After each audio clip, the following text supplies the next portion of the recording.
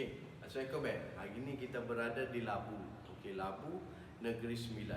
Okey, kita nak tunjuk satu biji rumah yang berkeluasan 1100 square feet. Okey. Dengan package kabinet yang kita bagi. Tak kisah area mana. Area Johor ke Singapura ke Sabah ke Sarawak ke seluruh Semenanjung. Janji Malaysia. Sabah Sarawak pun kita cover. Okey.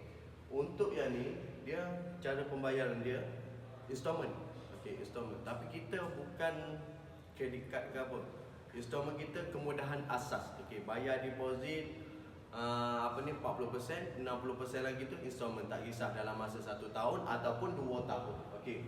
So kita nak tunjuk dekat sini apa yang kita buat. Okey, package dekat rumah ni dengan amount berapa yang kita buat. Okey, contoh dekat sini kita ada TV kabinet. Okey, TV kabinet ni 8 kaki. Okey, so siap drawer lah. Dekat sini ada drawer. So dekat sini ada gelas lah. So di bahagian dalam ni akan ada plug lah. Plug semua akan ada di bahagian dalam ni.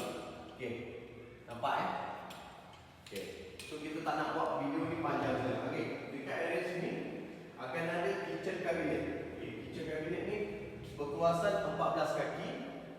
Okey, disk rack free, installation key free, pasang dapur free. So botol rack ni free juga. Okey, kita bukan pakai botol rack yang biasa, kita menggunakan botol rack soft close. Okey, dekat sini package siap piping, siap wiring. Kalau arkil pergi akan siap sepenuhnya. Okey, so bahagian sini dalam boleh simpan tu biasa.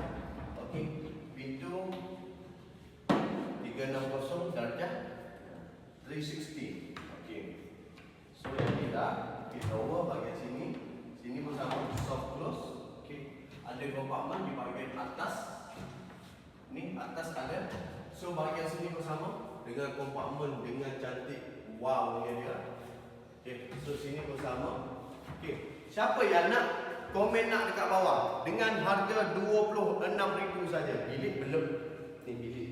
Bilik belum tunjuk ni. Dekat bilik ni. Okey, ni bahagian bilik nombor 3. Okey, bilik nombor 3. Di bahagian dalam dia ada drawer, ada hanging. So di bahagian sini ada compartment shelf. So bahagian sini ada drawer satu. Okey. Ni ada. Okey, compartment atas boleh letak lagi. Jom kita ke mana? Bilik nombor 2. Ke bilik nombor 2. Ni bilik nombor 2. Okey. Dekat sini pun desain dia lebih kurang saja, cuma dia yang ni dia nak lebih tinggi lah. Sebab yang ni bilik anak perempuan. Okey, ada satu drawer di bahagian sini. Okey, free glass mirror. Okey, so handle pun free kita akan bagi. Boleh pilih nak handle macam mana. Access soft close pun kita bagi free sahaja. Tak kisah area mana. Okey, ni siap. Berapa kaki? 6 kaki. Jom. Yang ni bilik master bedroom lah. Okey, master bedroom ni dengan keluasan dia 9 kaki. Okey, 9 kaki. Mirror satu kita bagi free. Mirror. So atas ada compartment. So dekat sini ada hanging drawer. So dekat sini ada drawer lah. Ini bahagian atas. So atas tu semua bahagian storage lah. Ni pun storage. Yang ni pun sama. Dia buat macam ni. Dua hanging lah. So seluar boleh di bahagian bawah. Atas boleh bahagian baju. So sini compartment kain yang kita boleh lipat lah. Okey, so kita nak dalam ni hanya 5 orang saja. Kita nak bagi dengan harga 20,000. Cukup item ni 1, 2, 3, 4, 5 item. Okey, so korang komen cakap nak dekat bawah. Okey, so apa pun janji jual.